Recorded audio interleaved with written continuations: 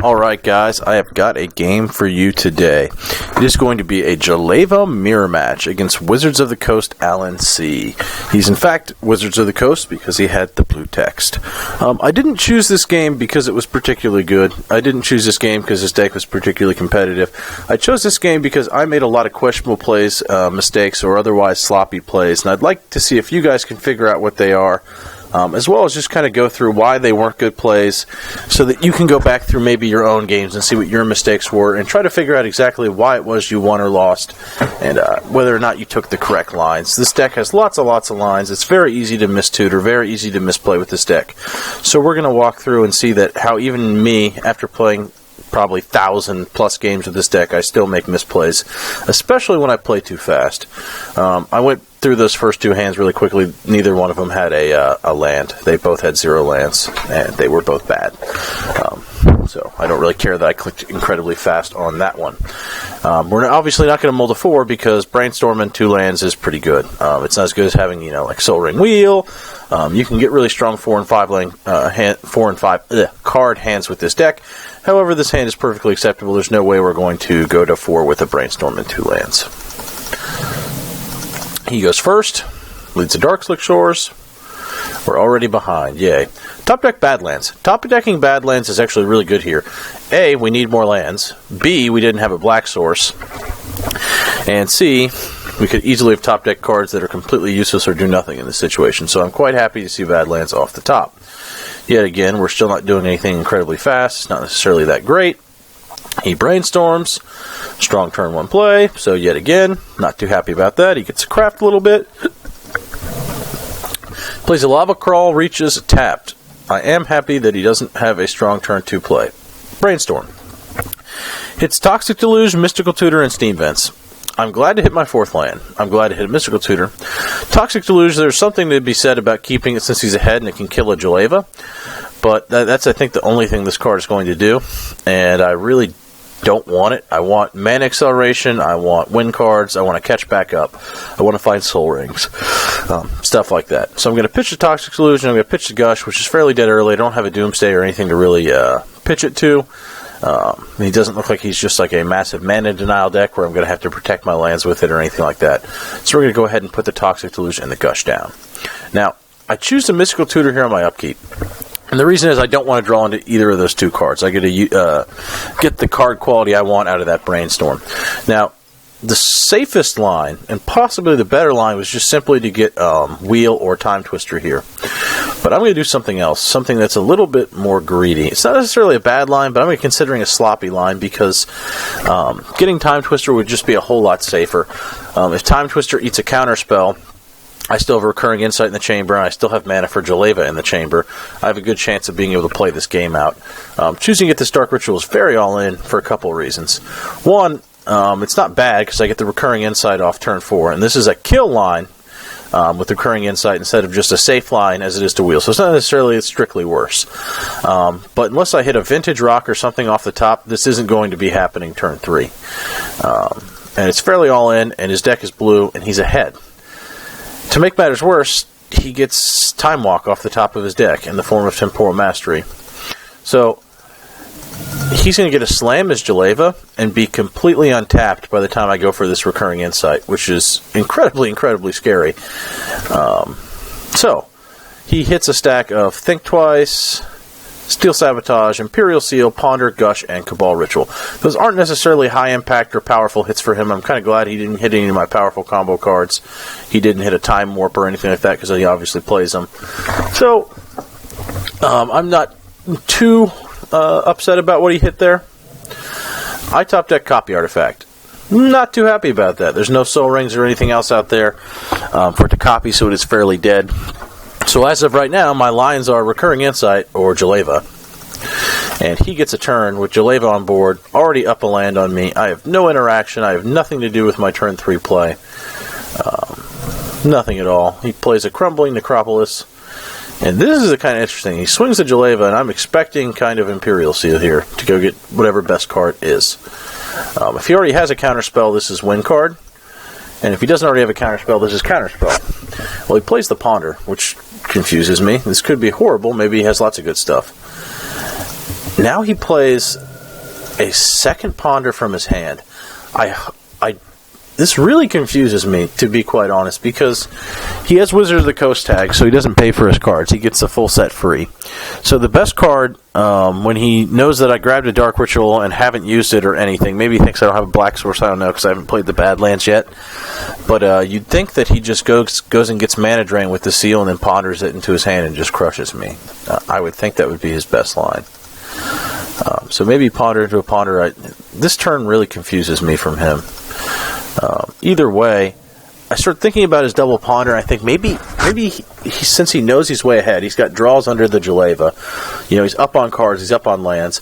Maybe he was digging for that counter spell, and the ponder did hit the ponder, or he thought he could find it and didn't want to waste his shuffles. But I'm getting a decent read on no counter spell. Now I've got a couple options top decking this Grim Tutor. I can feed the Dark Ritual into the Grim Tutor and go get a Vintage Rock and copy it. And then I've got a better onboard presence. And then I can attempt to Recurring Insight or Jeleva. It's kind of slow, though.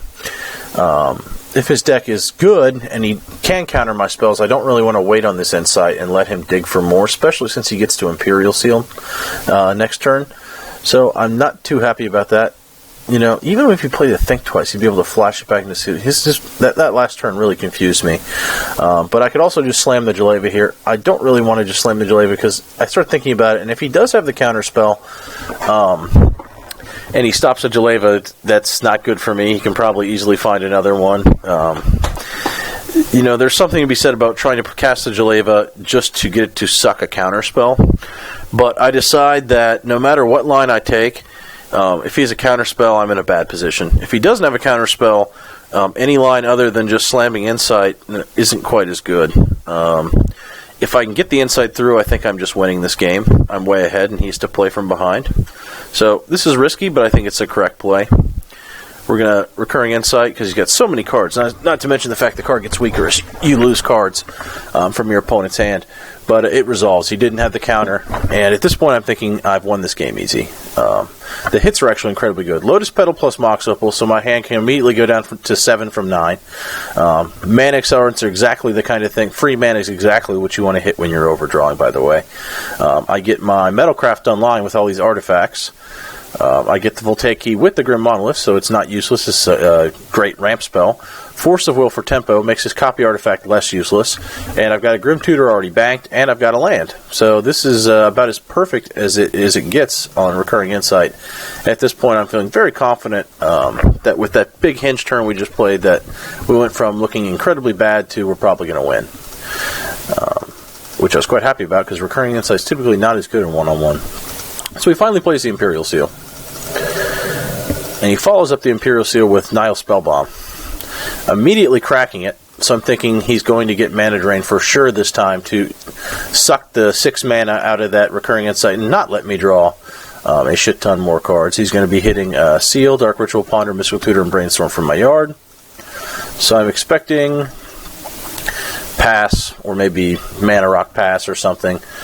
And sure enough, we go to cast this Recurring Insight, and down comes Mana Drain. I would like to draw 6 cards, so I'm going to force it. And I'd also like him not to have 6 mana, though I fully intend to win on this turn.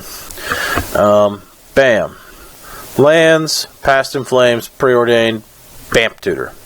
Now, this is where I kind of want you to pause. What would you tutor with this Vamp Tutor? I guess there's something to be said for taking different lines that uses the top to get to the Vamp Tutor, etc., etc.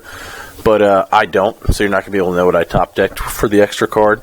So if you want, go ahead and pause right now and tell me what would you go get with this Vampiric Tutor. All right. You can unpause now if you haven't already. The card that you should probably get is High Tide. You can play the Underground Sea, pedal to cast the High Tide, then with the double mana, throw out your Grim Monolith and your Voltaic Key to turn this Mox Opal back online, and you're up 4 mana total for the High Tide. And then you can use this Grim Tutor to win. We already counterspell Ward over Recurring Insights. The Storm is actually already at 3 without me having done anything on my turn. And I'm going to be dumping all these cards, so this is actually Storm 4. So instead, I grab Lion's Eye Diamond. It's not a horrible play. It still nets me 2 mana. It lets me use my line here. But High Tide was pretty much strictly better. Not to mention I'm going to get Mind's Desire and all my untaps become stronger. But then again, if I hit an untap, I'm no longer mana choked, and I probably just win anyway. So that's kind of a win more type of strictly better if it doesn't really matter too much. But we didn't do that because we're stupid, and we're going to crack an LED to this Grim Tutor. Now, we've got Past in Flames, but that's going to be irrelevant with how much mana we don't have. So, Mind's Desire for 10. This probably just wins, right? And again, I don't have a lot of mana. And if I don't hit a mana card, I might not be able to use the tutors or draw or whatever it is I hit from the Mind's Desire. So, we hit a gross pile with Mind's Desire. But